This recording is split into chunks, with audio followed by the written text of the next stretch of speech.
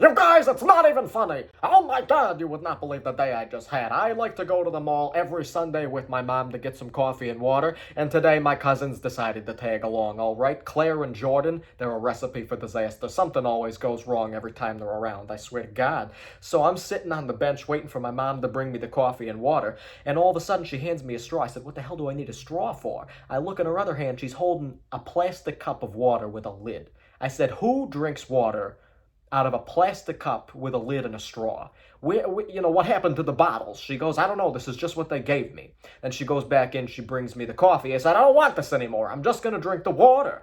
So I'm sitting in the car drinking the water, waiting for everybody to come back, and all of a sudden Jordan gets in the car. He's holding a thing of ice cream, vanilla ice cream with chocolate sprinkles. I was just like, no, and then all of a sudden it drips on the seat. I gotta clean it up with tissues. I felt like it wasn't totally clean, and then Claire gets in the other side of the door, and she's got my coffee. I said that was supposed to be my coffee, and she said, well, you didn't want it anymore. What was I supposed to do? I said, throw it out.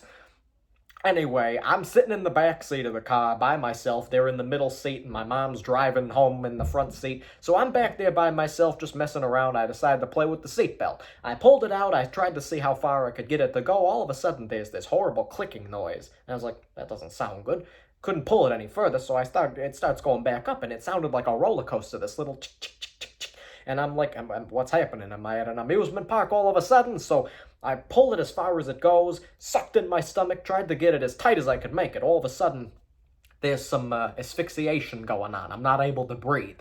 I'm constricted back there, and all of a sudden I realize, this is a problem. I can't get the seatbelt to move. It's locked in. It's harder than it's ever been before, and I can't even think straight. So I'm sitting back there complaining, and no one's listening to me, and no one seems to understand that I'm stuck back there constricted. So we pull into the garage, and, they get out of the car. Claire goes inside. My mom goes inside. Jordan goes over to my little scooter collection, and he grabs the scooter that I don't use. I got 3 scooters, all right? I got one where you put 2 feet on, you can ride it around. I got one where you just do the 1 foot, but it makes sparks, and it's old, and I don't use it. And then I got a new one that I like, and it's normal. So I like that one. He grabbed the one I don't use, and he goes riding past the window. I bang on the window. I'm like, help, I'm stuck back here. And he just ignores me and goes riding down the driveway. So I had to figure a way out myself. I'm looking around trying to find something to cut the seatbelt off with. I couldn't find anything. I'm panicking. I'm freaking out. All of a sudden, something occurs to me. I remember. I got the revelations. I'm like, okay, if I push the red button, the seatbelt comes out, because that's what happens normally. Maybe it'll be the same here. So I push the button.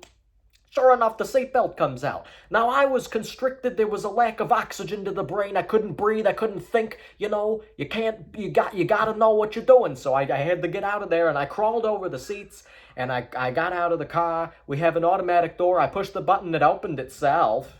Then I went upstairs to clip my nails, and I came back down, and I was complaining, and no one was listening to me. Business as usual. No one ever pays attention to me. Then I go and I see Claire's in the bathroom, so I decided to give her a little startle, and I said, I'm constricted, when she opened the door, and she didn't even understand what I was talking about. So I go back out into the garage to say the same thing to Jordan. I find that he's switching scooters. I catch him putting back the scooter that I don't use, and he's going to get on the one that I like. Now, this was the last straw. I've already had a bad enough day. First, there's the coffee and water incident. Then there's the ice cream with the chocolate sprinkles. Then I go around complaining, and no one even listens to me. Then I go outside, I see him riding on my scooter. So I pushed him off the scooter, and I rode it down the driveway in an angry fit of rage. Claire comes chasing after me, recording me on a phone, and I didn't know that's what she was doing at the time, but I found out later, and I said, why did you record me like this? I don't like the way I look when I'm angry. So then we talked about it and decided that it was probably just best that they go home.